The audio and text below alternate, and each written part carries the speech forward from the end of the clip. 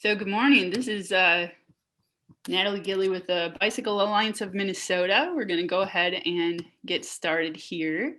I'm going to share my screen and we'll get this webinar started. So this is the Minnesota Bike Walk Leadership Network webinar, and today's webinar topic is the strength of community, overcoming adversity to thrive as bike walk leaders in Minnesota. Today is December 16th, 2020, and this is our final webinar for the year and as we close out 2020. So who's here today? We use the Zoom chat box to have people introduce themselves, since we are getting quite a few people on the webinars these days. So if you'd like to type your name and your location, and then also what's your favorite holiday beverage? So this is always kind of a fun question to kick things off each month to see what people may be participating, as it is seasonally relevant. So I wanted to just ask a fun question about something related to the holidays here. So if you want to type into the chat box, and it looks like there's quite a few people on here.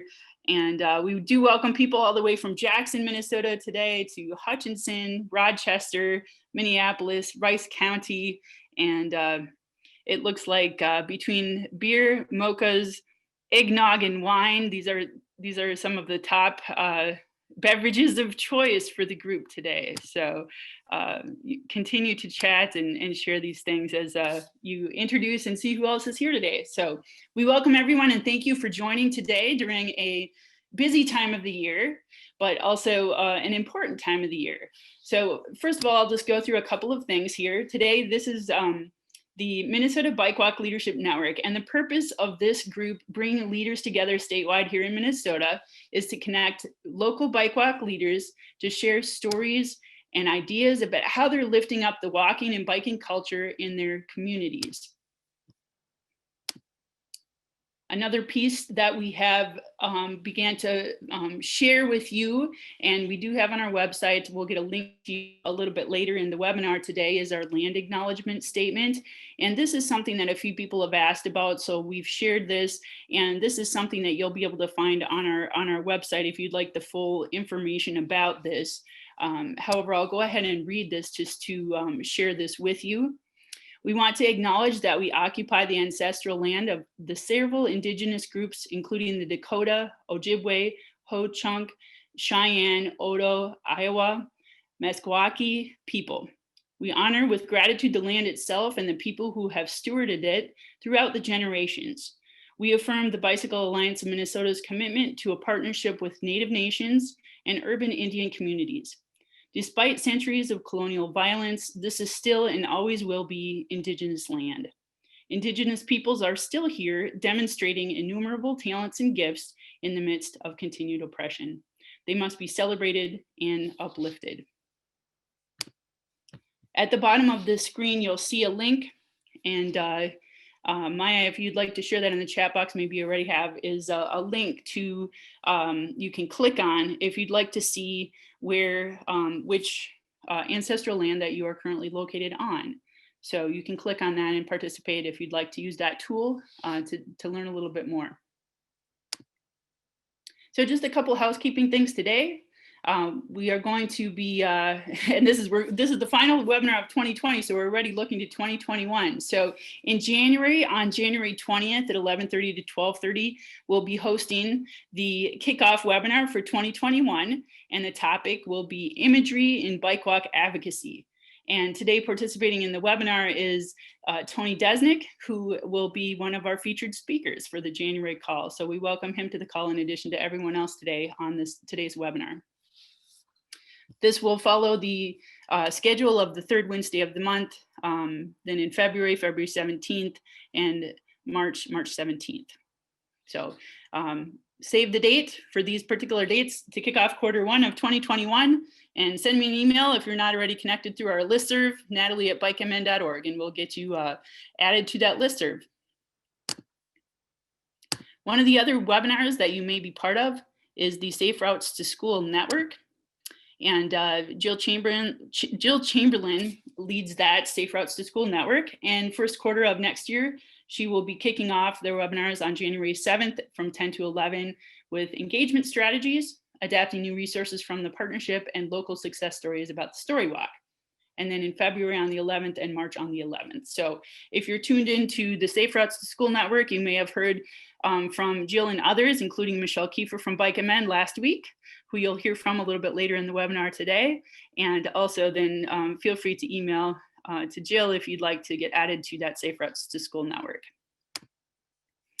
So today I will be your speaker. I'm Natalie Gille with the Bicycle Alliance of Minnesota, and I will be talking a little bit about the strength of community, overcoming adversity to thrive as bike walk leaders in Minnesota.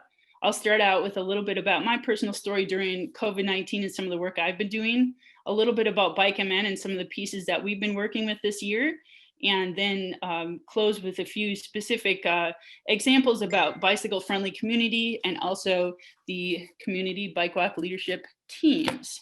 So in the next 10 minutes or so, you'll hear from me about a few things here. So what I'd like to kick off with here is just, I'm going to bring it personal just to start the things off, because stories are oftentimes things that stick with people. And for us, the story for me during COVID life in 2020 and bicycling is teaching my son how to ride this pedal bike. So I wanted to share this with you. This is us along the Paul Bunyan Trail, and something that was important for us to support our local bike shop here in Bemidji, Northern Cycle, during the time when businesses were closed down, but bike shops were considered essential businesses, thanks to a lot of work that you may have been part of, and Bike MN was also part of, to lobby for those businesses to stay open and to be essential. And we participated in not only riding, but also getting him on his pedal bike this year so he could ride. We did chalk drawings throughout our neighborhood to just really encourage people and provide them with just little messages of hope and connection to biking and walking. And then I wanted to also put this picture of the candle. So one of the things in 2020, we've been experiencing this global pandemic, and how do you get through this time? How do you empathize with yourself and others, and what's important? Who inspires you? So one of the people that I do want to just give a shout out to today is a local League Cycling Instructor here in Bemidji, Dr. Diane Pittman. And she is a League Cycling Instructor and also a medical doctor. She also owns and runs True North Healthcare, a bicycle-friendly business here in Bemidji. And so she is a hero for our community, for me, and for probably people beyond Bemidji who might know about this person who's inspires many. So I share this because in our home we light a candle in the evening to just think about the healthcare workers, and under their care, they help take care of us. So just that's, as I think about who inspires me and who inspires us, she's not only a bike advocate and a champion for bicycling, she's also a medical doctor helping lead the charge to take care of us during COVID-19. So that's just a little bit about my story and some things I've been doing during COVID life here. One of the things that the next thing I want to do is just bring this to a little bit bigger picture in connection with work that we're doing at Bike MN for equity work. So this is not an all-inclusive list by any means, but I did want to shine a light on a couple things that may be relevant to you as bike walk leaders across the state of Minnesota. And some people have reached out to me about what you might do to be able to implement some of these things in your local community. Where do you start? How do you keep things rolling during COVID-19, social unrest, and some other contentious issues that you may be facing during this time? So as Bike MN, we've been doing some work, and I wanted to share just a couple of things that you may have seen on our blog or heard about through things that we're doing here at Bike MN. The first here, and Maya's going to share the links in the chat box here so you can click on these to see more information, is our promise to act for Black lives and justice. This was information that we shared with you in response to the tragic killing of George Floyd this spring. So this was something that, shook not only, Minneapolis and our state, but people around the world, to bring light to some issues that we responded to as well. So taking this, a step further, you can go to this link if you want to hear some more information about this and read about it on our website. One of the other things that we did this year was a land acknowledgement, and that's something I shared at the beginning of this webinar. This link here will take you to our blog, which shares that acknowledgement that I read at the beginning of this webinar, and also some more details around that, if you wanted a little bit more information about that. The other thing I wanted to share is that, here at Bike and Men, we've been doing social justice and anti-racism staff training. So one of the things that we wanted to take this to, our more micro level on staff to be able to, look at ourselves and the work that we're doing, and to do some things here at Bike and Men to, address what we can here, and to get some training on these things. So we've been holding trainings here on staff for that. And if you'd like more information, feel free to reach out to any of the staff at Bike and Men here. There's a lot of us on the webinar today. And also check out bikeandmen.org if you'd like a little more information about some of the work that we're doing. And it also has our contact information on there as well. So I wanted to offer up that as a resource for you statewide here as leaders doing biking and walking work, if you'd like a starting place, or if you'd like to hear a little bit more about what we're doing here on staff.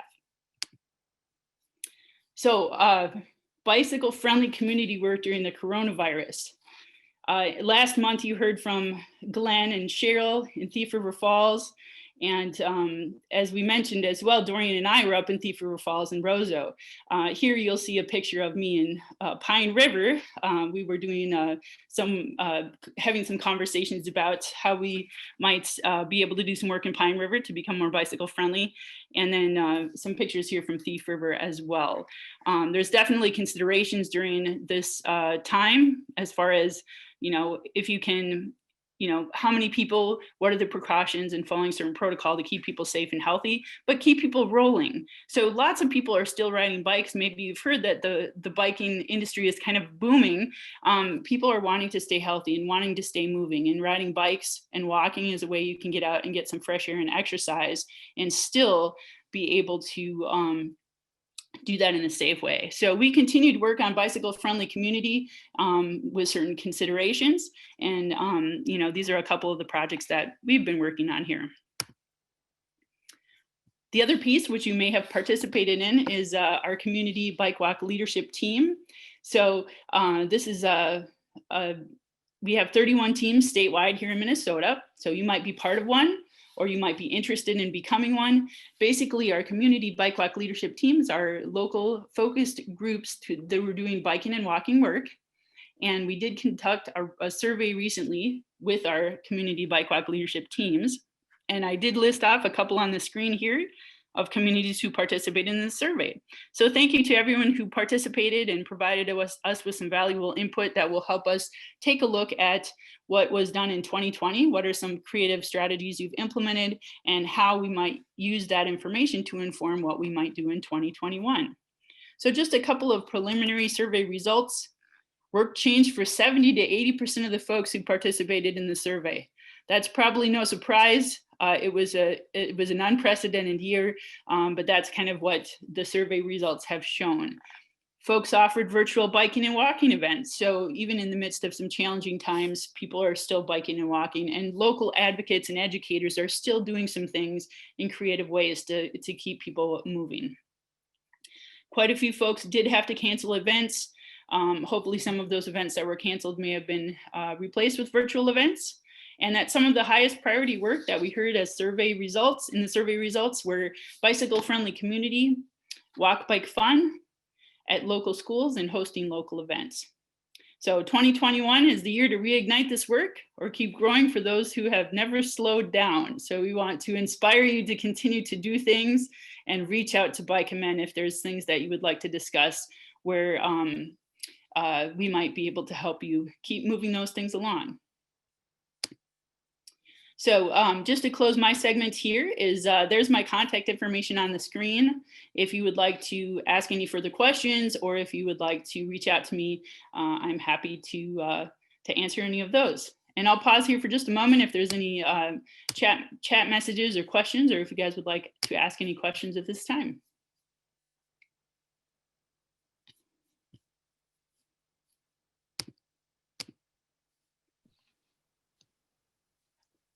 So I'll go back to the chat box briefly here to see if anyone has put any questions in there. But I do see that Maya has posted the statements from our blog in the chat box. So thank you for doing that, Maya, and feel free to click on those for more information. So just scrolling back through here, it looks like Tony is on here, and there's a favorite drink that he has that I cannot pronounce. So maybe others know what this is. This will be exciting to have Tony on the call in January. So let's see here. Any other questions that you guys have before we move on to the next part of the webinar here?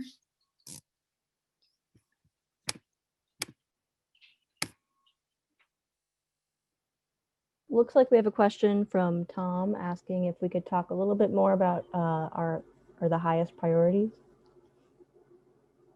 Okay. Your highest priority? Sure. The highest priority work in the slide, I brought it back up on the screen here, was results from the preliminary survey of those communities who participated in the Community Bike Walk Leadership Team Survey. So this is going to be the priority work for, that was identified as part of the survey for these communities that participated. So this is not as bigger picture as BWLN overall. This is probably a little bit smaller, a piece to the puzzle overall. So bicycle friendly community work, how communities might participate in that. We have 32 bicycle friendly communities in Minnesota, and there are others that have submitted applications, 3 actually, during this final round, Q4 of 2020. We're waiting to hear a little more information about that, and exciting for to hear those results come through very soon. And then, so what you might do if you wanted to become a bicycle friendly community and you aren't yet, is to email to me or other people on staff, natalie@bikemn.org, and we can get you connected with some more information about how to become more bicycle friendly. The BFC piece is a formal designation, an award that you can receive from the League of American Bicyclists if you meet certain parameters. So we can help provide assistance, technical assistance to help you to put your best foot forward to represent those things that you are currently doing and help you to identify next steps for improving your bicycle friendliness and growing your bike culture in your community. So we did talk about hosting local events and hosting them remotely during 2020. That was a webinar that we had Ted from BWLN speak a little bit about in October. So if you go to our YouTube channel on the Bicycle Alliance of Minnesota, you can learn a little bit more about Ted's comments around that. But he would be kind of our on-staff person that deals mostly with our events here, in addition to other staff who might be able to support you on that. So the last piece to highest priority work is Walk Bike Fun. And I think this is really a perfect segue into me handing over the baton here to Michelle Kiefer, who's going to talk a little bit more about distance learning and Walk Bike Fun. So Michelle, I'll hand it over to you. Sounds good. Thank you, Natalie. I want to give a call out to the Minnesota Safe Routes to School network and our monthly webinars that we have the second Thursday of every month. And the recording of those are stationed or available on the Minnesota Safe Routes to School resource center that MnDOT takes care of. And I will put a link into the chat box to find all of those recordings so you can go back and listen and learn from them as you have time. And last Thursday, when we had our December meeting, I went into greater detail about all Walk Bike Fun updates. And so when you have a chance and you can read or listen to that webinar, I invite you to do that to get more details about Walk Bike Fun updates. But to help summarize what that information entailed, we have our distance learning guides. And Maya and myself and CJ and Nick worked tirelessly this spring when schools began going to distance learning, and we still wanted teachers to have the opportunity to use our curriculum and still have students learning about pedestrian and bicycle safety skills.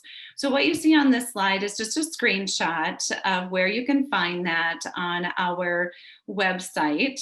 So bikemn.org or walkbikefun.org will get you to this place that you see a screenshot of.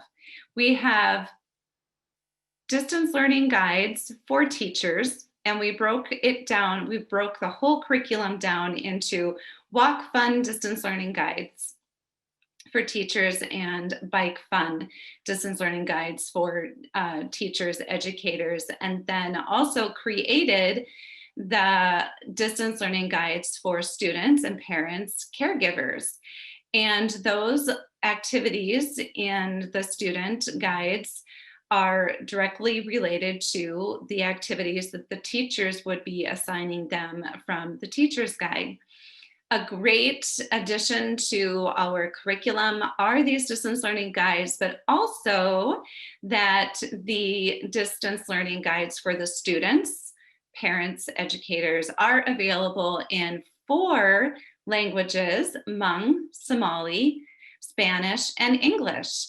So those are all able to be accessed on our website and download for free. And they can also have activities where a bike is involved or not involved.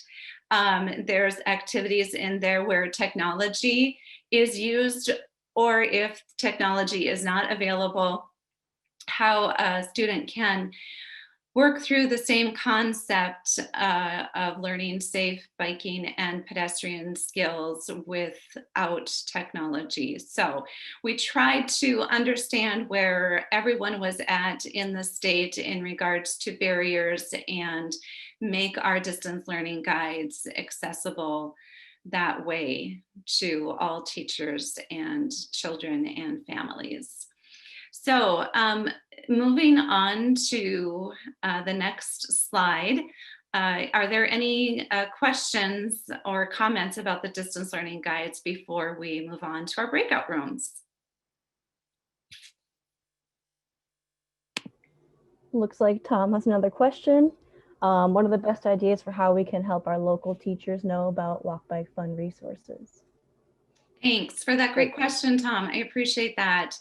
So just an email to school principals or school FIED teachers. Oftentimes you can find this information on the school district website, is administration and teachers' emails, phone numbers, and just send them a short message about our website and these distance learning guides. If you would like some more detailed language to use, I can certainly help with that, but it is very easy to access on our website.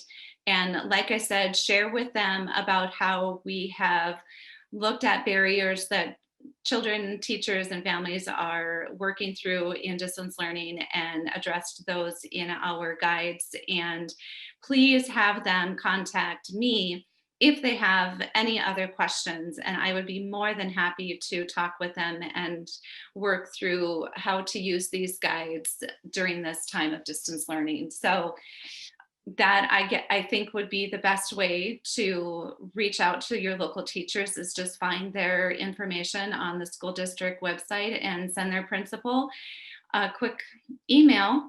And if you know who the FIED teachers are, also then send them a quick email as well. And you can CC me on that, or you can just put me in the email at michelle@bikemn.org, and I would be happy to have a conversation with them. Thanks for that question, Tom.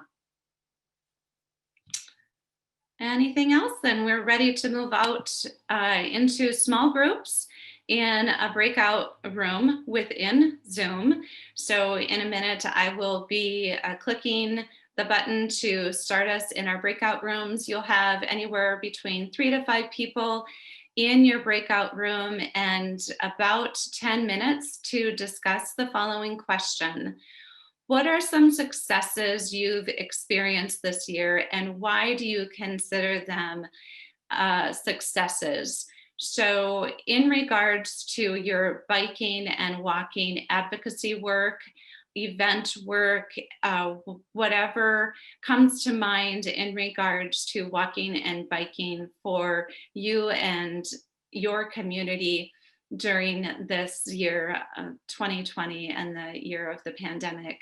So I don't have leaders for the breakout rooms. Please, I just encourage you to have an open conversation and share as you are willing and able to do, and feel good about your successes and highlight those and share them with the group. So we'll have about 10 minutes in our breakout rooms, and then I'll pull everybody back for our large group end of the webinar today.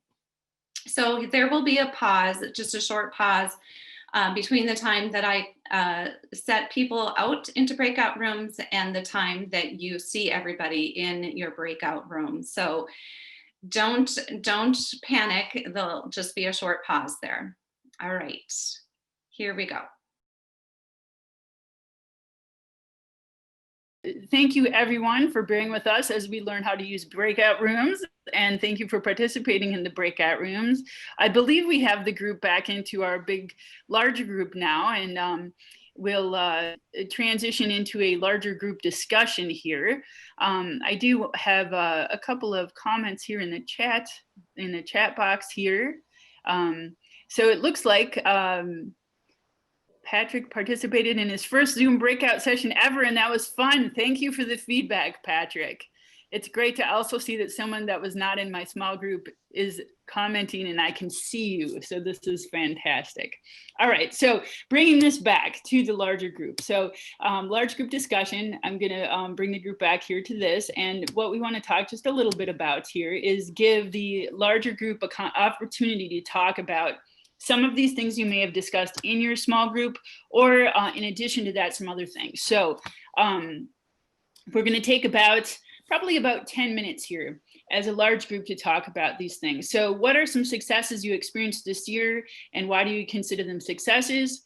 Who or what inspires you and why? And what are shortcomings in policy or individual challenges that you would like to see change? What are the sticking points? So the one question, these are the big questions. Okay, so I posed a lot of things at you by asking these questions. These are thought-provoking to kind of get the wheels turning. But if there was something that you shared in your small group that you would like to share with the larger group, or have thought about something that's a success you experienced, is there anyone that would like to share with the larger group one of those stories, or any of the other questions that I posed as well? This is open time for anyone in the large group to share. Natalie, while they're all thinking about it, can I start? Sure, go ahead, Dorian. I want to say, I didn't share this with the small group, but Pete Buttigieg, the new transportation secretary, is inspiring me hugely. South Bend, Indiana became a bike-friendly community at the silver level while he was mayor. He won the National Complete Streets highest award from the US DOT during the Obama administration. And a couple of his campaign advisors were Polly Trottenberg, the transportation commissioner in New York City, and Gabe Klein. And if you go to Gabe Klein's website, it pops up with this TED Talk entitled "Cars Are Killing Our Cities, and Here's How to Change That." So I'm really hoping for big things from the new US DOT secretary and the new administration. So exciting stuff. Thanks, Dorian. Thanks for that update. This is an exciting time. So we'll see how all of this unfolds. So, and as Dorian mentioned in the chat box, maybe you guys caught this too, is that usually in the spring we have our bike walk down the hill at the state capitol. So leading into that, if there are advocates on the call that are interested in participating, more to come on that in the coming weeks and months. Hey, Natalie, can I jump in with a thought? Sure. Is that Wayne Hurley? It's Wayne Hurley, yep. Welcome to the call. Thanks. So I was just going to really quick respond to Dorian, and then I had another thing I was going to share. The first thing I did when I saw that Pete Buttigieg was nominated as Transportation Secretary was to Google his name with the word bicycle and just see what, check out his credentials. So I was also pretty impressed. So hopefully, I've got my fingers crossed for good things too. But I wanted to answer the second question. And the timing of my answer is really kind of cool because I just saw a post on Facebook, and I'm going to put Patrick Stevenson on the spot a little bit because he absolutely inspires me, as he knows, and I think a lot of folks that know me know that I got back into biking through 30 Days of Biking. And I'm wondering if Patrick would be willing to share with the group what he had posted on Facebook earlier. Oh, I just said, thanks, Wayne. I just said that 30 Days of Biking is officially returning in 2021. I had 2 good meetings with people, one with a potential sponsor who really wants to support us, and one with the team just to talk about how we're going to improve our website. And I talked about this in the breakout session too, but we're really going to bulk up the community, like virtual connection piece of our website, and show, like, we just want to give people a feeling of connectedness with the community, because we're all far apart from each other right now. So that stuff is even more important than ever, to feel like you're a part of something in a group effort. So we're all riding together. That's the goal for 2021, is to keep doing it, but really dig into virtual connectedness.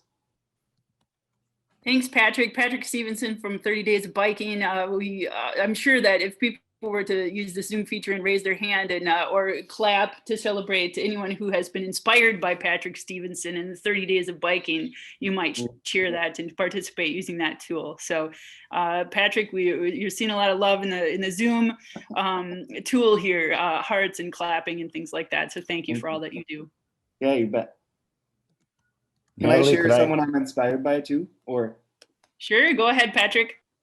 So I do a ride series with my friend Mario called the Joyful Riders Club, and we just collaborated with a group called Bikes and Bites Minneapolis that actually formed sort of as a result of the pandemic. And I know Ted can say more on this too, but it's all about sustained giving to people experiencing homelessness within local neighborhoods to benefit Minneapolis residents most affected by social injustice. So what we did with our collaboration with them is we gathered together like diapers and warm clothes. And at the end of the night, after we collected all this stuff, Bikes and Bites put everything on their humongous trailers to give out to people along the Greenway and the encampment. So it's just an amazing group that you should look into. It's called Bikes and Bites Minneapolis. They're on Facebook, Instagram, and they have a website too. Bikes and Bites. Natalie, I put a link in the chat that I encourage everybody to read. It's a tree hugger article about Oulu, Finland, and an elementary school there that has 1,200 students, and a little over 1,000 of them ride their bikes every day to school, even all winter. And Oulu has a climate about the same as the Twin Cities. Very cool. Thanks for sharing that, Patrick. And maybe that's kind of part of the answer to who or what inspires you and why. Some of these things from our international community of cyclists, people who ride bikes either to school or work, can inspire us. And here in the United States and in Minnesota, bringing some of those stories to this group. Thank you for that, Tony. Natalie, it's Michelle. Hi, Michelle. Welcome to the call. Hi. Thank you. I was going to put Tony on the spot because I like to do that. Because one of the things that I was inspired by this last year was a winter cycling. I could put you on the spot too, Natalie. Winter Cycling Congress pre-winter conference where one of the participants live videoed his session essentially. And if either Natalie or Tony could describe that, because for me, that was such a useful way to look at infrastructure and get policymakers and stakeholders involved to see exactly what's going well. If either of you could describe that event, because I'm running out of words. It was awesome. Pika from Finland did a live feed using multiple technology tools to provide a live feed across international lines so that we on a Zoom call could see it. And it was fantastic. And I know that's a format that they're going to use for the Winter Cycling Congress that will be held remotely in February. So if you are part of that or haven't heard about it yet, more to come in January. I think Tony will probably mention that a little bit in his talk, but also if you would like to learn more about it, maybe someone might pop that link in the chat box. So you can learn more about, joining a Zoom call and someone riding a bike live at the same time, which is pretty awesome.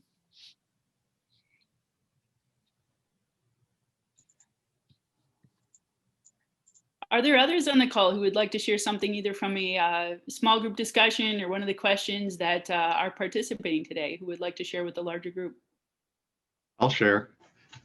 So, hi, my name is Eric Ware. I'm with the Minnesota Cycling Center. And, we had some real challenges this year because we couldn't conduct our classes because of COVID. We conduct our classes as part of the Minnesota school system, and the Minnesota school system was doing all their classes remotely.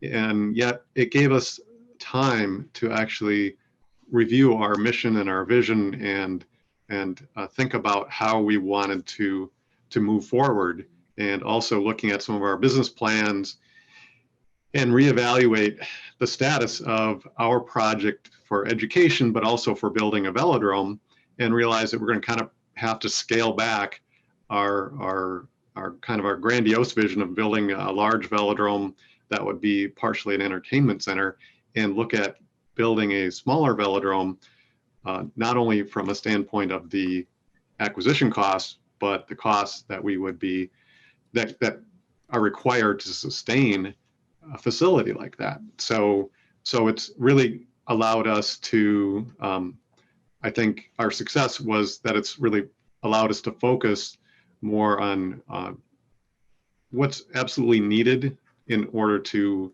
complete our mission of building a velodrome, and also kind of take a look back at our needs. And one of our needs was to get more volunteers, and we've put out some newsletters, and we're successful in getting a new board member recently, and he's a very well-known architect. His name was Michael Bjornberg, I believe. I'm not exactly sure of his last name, but it's one of those Scandinavian names. Anyway, so I'd just like to share that, even though we had a very challenging year with COVID, it allowed us to focus on our mission and also get some new blood into our organization, and kind of do a little bit of a reset. So that's my words of the day. Thank you, Eric. Thanks for sharing that. And it's great to hear how some of these creative strategies are being implemented and how it affects people and engages them in a different way. So hopefully, this can inform some of the work we do going into 2021. So I see Patrick Stevenson's joined by video, so I wanted to give you an opportunity to wave and say hello. So thank you for joining so we can see you as well as hear from you today. So just wanted to give a nod to that. There was a couple of questions in the chat box, and there was one just that was a question posed for the group about whether there's a good source for grants or funds to purchase bicycle light equipment for homeless adults and youth. If there's anyone who is linked in with that particular topic or those that funding stream, feel free to chat with Brian McCoy and share any additional information on that. Feel free to use the chat box, or if Brian, you want to share your email, if you want to share that with anyone who might be able to follow up with you, that would be great. So just one last year, if somebody else wanted to jump in here on the live chat with the large group to share something that you either discussed in small group or were prompted to think about in response to some of these big questions as we lead into 2021.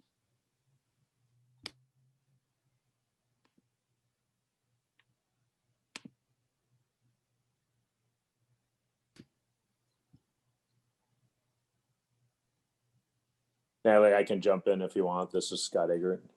Sure, go ahead, Scott. Welcome to the webinar. Yeah, so Natalie actually asked me to attend as part of board and development fundraising, but she asked me to talk about social media. So I think with all the virtual opportunities. I think, engaging people in social media, has been effective to try to get new audiences and get people engaged. So I think the Classic did a good job with that. And, we had some success with Give Minnesota this year for broadening out, people to donate and give members. We've had success in Lake Links, which is a trail around White Bear, with both social media and, stakeholder alignment, along with Montemeter, our Safe Routes to School, and getting the city council involved with things, citizen engagement with iPetition. So the council now is interested in speed limit reductions in some segments. So I think those are, things that, problems are opportunities in disguise. And I think the COVID stuff has kind of had people look at things in new ways. So the virtual rides, I actually did a Cancer for Kids ride virtually, and the Ragby virtually, and those were integrated with Strava, and that was really easy for me to participate and bike anytime I wanted to, those segments. Thanks, Scott. And it's always great to hear from some new folks we don't always hear from on this Leadership Network webinar. And Scott has mentioned that he was from Bikeman Board here, so we are thrilled to have him on the call today to share a little bit of that perspective. So thank you for that. In closing, there's a couple of things I want to mention from the chat box, and then we have a couple of additional slides we'd like to share with you. But Brian McCoy shared his email address here in the chat box if anyone has any follow-up to his question. And then also there is a link in the chat box, bikeleague.org/summit, if you'd like to register for the League of American Bicyclists National Bike Summit. Members of the League register for only $50 for the 2-day summit. So that's a very good price for what you will receive as part of participating in that event. So thanks for sharing the link, Dorian. So just a couple of things in closing today, and I know this has been a really wonderful conversation, and hopefully these conversations will continue as part of the strength of the network of bike walk leaders across Minnesota. We like to get you connected with each other to share ideas and strategies, and we hope that beyond this connection in this webinar we hold once a month, you will also be inspired to connect with one another and continue this work, and then bring that back to our monthly webinars here to share with others.